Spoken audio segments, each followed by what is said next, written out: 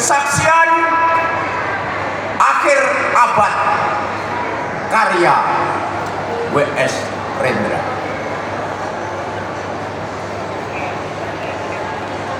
Ratap tangis menerpa pintu kalbu. Bau air darah mengganggu tidur malam. Oh,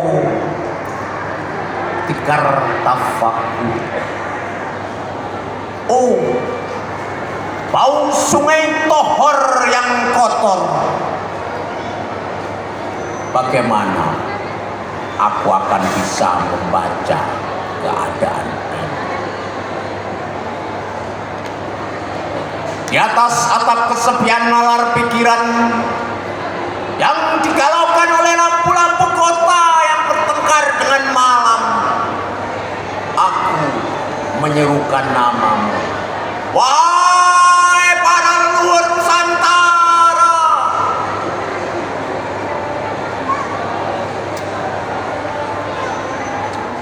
oh Sanjaya, leluhur dari kebudayaan tanah. Oh Purnawarman, leluhur dari kebudayaan air. Kedua wangsamu telah mampu mempersekutukan budaya tanah dan budaya air. Tanah, air. Oh Resi Kuturan, Resi Nirarte, empu tampan penuh kedamaian. Telah kamu ajarkan tatanan hidup yang aneka dan sejahtera yang dijaga oleh Dewan Hukum Adat.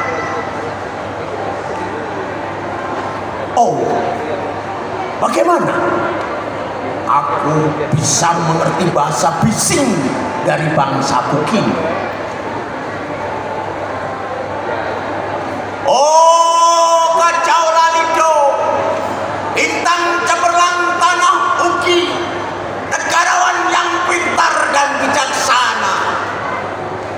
Telah kamu ajarkan aturan permainan di dalam benturan-benturan keinginan yang berbagai ragam di dalam kehidupan. Ada bicara, rapang, dan wahyu. Oh, lihatlah wajah-wajah berdarah dari rahim yang diperkosa muncul dari puing-puing tatanan hidup yang porak-porak. Kejahatan kasat mata tertawa tanpa pengadilan. Kekuasaan kekerasan berak dan berdahak di atas bendera kebangsaan.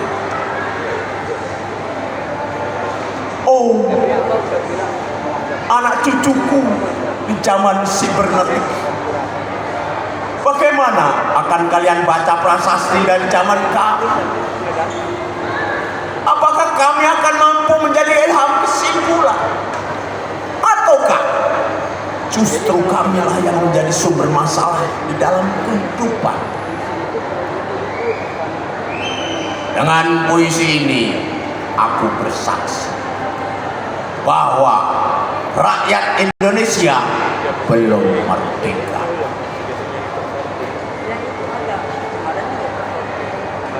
Rakyat yang tanpa hak hukum bukanlah rakyat merdeka. Hak hukum yang tidak dilindungi oleh lembaga pengadilan yang mandiri adalah hukum yang ditulis di atas air.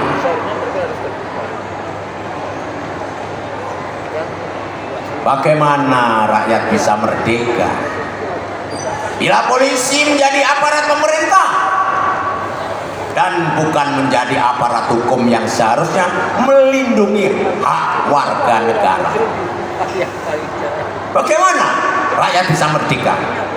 Bila birokrasi negara bukan menjadi aparat rakyat, melainkan menjadi aparat pemerintah yang berkuasa, bagaimana rakyat bisa merdeka?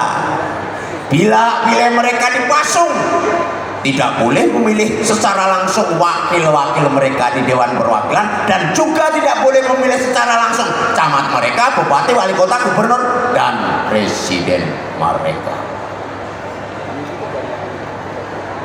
Dan partai-partai politik menganggap rakyat hanya abdi partai yang dinamakan masa politik partai, kaula partai, atau hamba partai.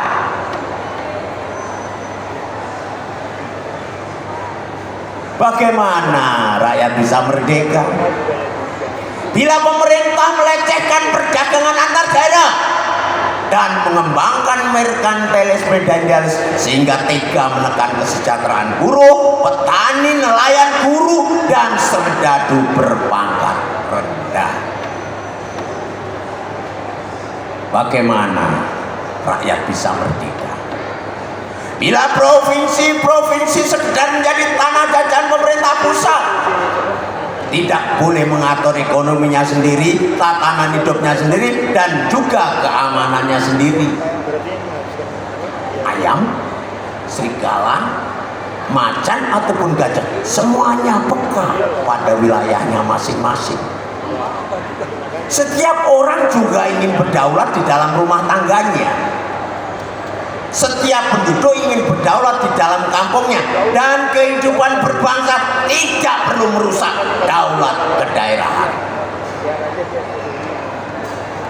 Hasrat berbangsa adalah naluri rakyat untuk menjalin ikatan daya cetak antar suku yang penuh keanekaan kehidupan dan memaklumkan wilayah pergaulan yang lebih luas untuk merdeka bersama. Tetapi lihatlah selubung kabut saat ini. Penjajahan tatanan uang, penjajahan modal, penjajahan kekerasan senjata, dan penjajahan oleh partai-partai politik masih merajalela di dalam negara.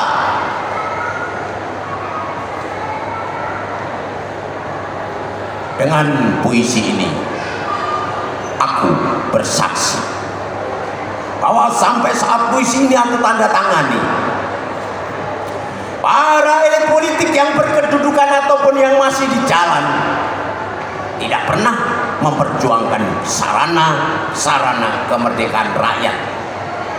Mereka hanya rusuh dan gaduh memperjuangkan kedaulatan golongannya dan partainya sendiri. Mereka hanya bergulat untuk posisinya sendiri.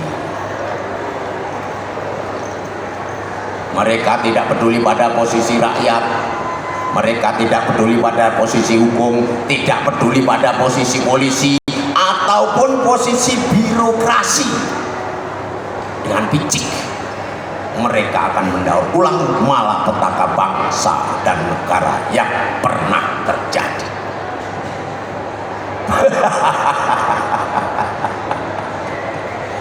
Indonesia.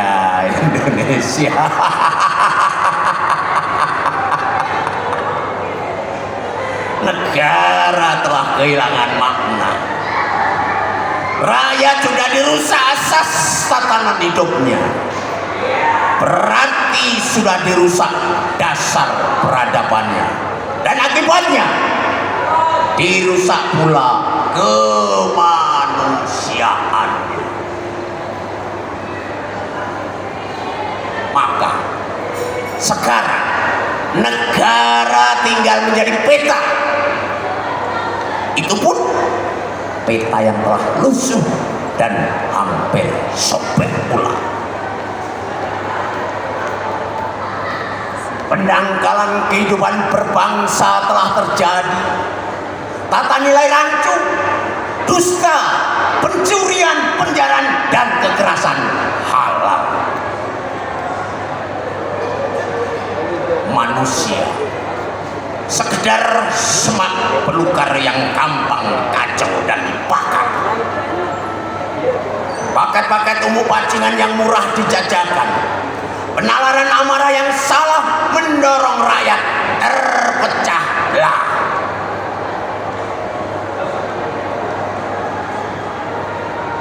Negara tidak mungkin dikembali diutuhkan tanpa rakyatnya dimanusiakan. Dan manusia tak mungkin menjadi manusia tanpa dihidupkan hati nurani. Hati nurani adalah hakim adil untuk diri kita sendiri. Hati nurani adalah sendi dari kesadaran akan kemerdekaan pribadi. Dengan puisi ini aku bersaksi bahwa hati nurani itu mesti dibakar, tidak akan pernah bisa menjadi api.